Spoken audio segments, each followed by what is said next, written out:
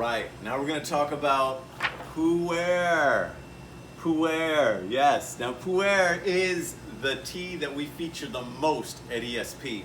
It is the most refined, it is the most, some Pu'erh cakes are the most expensive teas in the whole world, and that is because these teas are an experience. The way to enjoy a Pu'erh tea is to sit down with it and to just have steeping after steeping after steeping.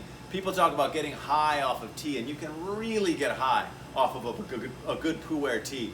It's amazing. You can do 10 steepings, and each one can be better than the next and better than the next. Now, of course, if you're going to serve it to go, it's going to be different. You're not going to have that experience. You're going to have to put your Pu'erh tea in a little tea bag like this one, put it in a large to-go cup, and send them out the door. But I always encourage people to, when they get home, steep that tea again and again and again, because it's got so much to give. You've seen your Pu'erh teas all around here. These are tuochas, and these are Pu'erh cakes. And each one of these is tight and compact. You know, these little ones are tight and compact. We use one of these for each serving. And when they're done is when they're completely opened up. When they're all opened up and all the leaves are once again free and out, that's when it's done, but it takes a long time to get there. So what I'm going to show you right now is the best way of making a Pu'erh tea, and something that we feature here, and we're the only place in Alexandria, I'm sure, that does gong fu tea service. Now, gong fu is the best way to brew Pu'erh. And what you need to do to make a gong fu tea is, first of all, you need your gong fu table. Now, this is a really nice gong fu table right here. And what it is kind of like a little mini sink. And so what we have here is a situation where you can now sort of have some water, and you can pour the water straight through and not make a mess on your actual table. You can make a mess inside the gong fu table. It keeps everything contained. It's a really cool way. And then your other thing you're going to need is you're going to need a clay teapot like this one. Now this is the ideal brewing vessel for Pu'erh, because first of all, it's the amount of water you put in here is exactly the same amount that's in this cup. Super convenient. Second of all, when you're brewing it, you can always smell the lid, and it gives you a really good aroma, and it kind of really retains that aroma in the clay somehow. It's just kind of magical. It's amazing. And it also is the same amount of water as in this, and I'll show you why that's important. Now let's say you're serving gong fu tea for one person. You're gonna have a cup like this and a teapot like this, and you're gonna open this up, you're gonna pour your hot water in it, and now let's say this is after I've already rinsed it with regular water. We always rinse our tea. Now, after we rinse our tea, we rinse it with hot water. So you put hot water in here, and then you take this and you pour the whole thing out. You can pour it on here, you can pour it on your tea pet, you can pour it anywhere. Tea pet is just like a little mascot that you have on your tea table. And then you pour that first steeping out, okay? That's kind of your warm-up steeping.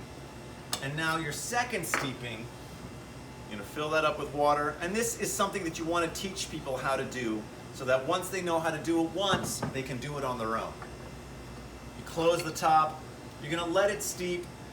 The first steeping, just maybe 10 or 20 seconds. And then what you're gonna do is tell people each additional steeping, add another 10 seconds. So your second steeping will be more like 30 seconds. Your third will end up being more like 40, etc. Now, when you're serving your tea, you're gonna put your thumb on the top of the teapot, you're gonna flip it over confidently, and you're gonna let the whole thing pour out into the cup, okay? And there's a little hole on the top of the teapot. You don't want to cover that up with your thumb. You want to keep it right there on the teapot. And there you go. There's your cup of tea. Now, maybe it's not just for one person. Maybe it's gong fu for two. In that case, you want to bring your little fairness cup into the situation, this nice little clay pitcher. And you're going to have some of these tiny little gong fu tea cups. I really like these. Now, in this situation, once again, you're gonna pour your hot water in here, and when you're pouring your hot water in there, you're always trying to remember how many steepings, what steeping you're on. In this case, this is already our second steeping of this tea. And so we brew it for a little bit longer. But then same thing as when we poured it in the cup, we're going to pour the whole thing into this pitcher. It's going to fill the whole pitcher all the way up. And the reason this is called a fairness cup is because this tea that is in here now is done brewing. So it's no longer brewing. It is now all set. And so that means you're not going to have this person getting their tea steeped a little longer and this person steeped a little less. You pour the whole thing out so that each person gets the same amount of steepage in their tea and is having the same experience. It's the fairness cup.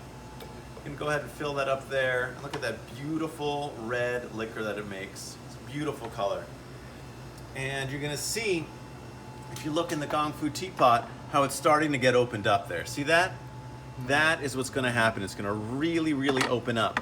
And you'll notice too that I took the top off of the teapot, and you want to do that in between steepings. You don't want to leave it covered because that keeps the tea kind of heating and cooking. You want to take it off, let the tea be chill for a while, and then get ready for your next steeping. So I hope that makes sense. Gong Fu tea. It's a lot of fun. Teach people how to do it, learn how to do it. Let's have an experience.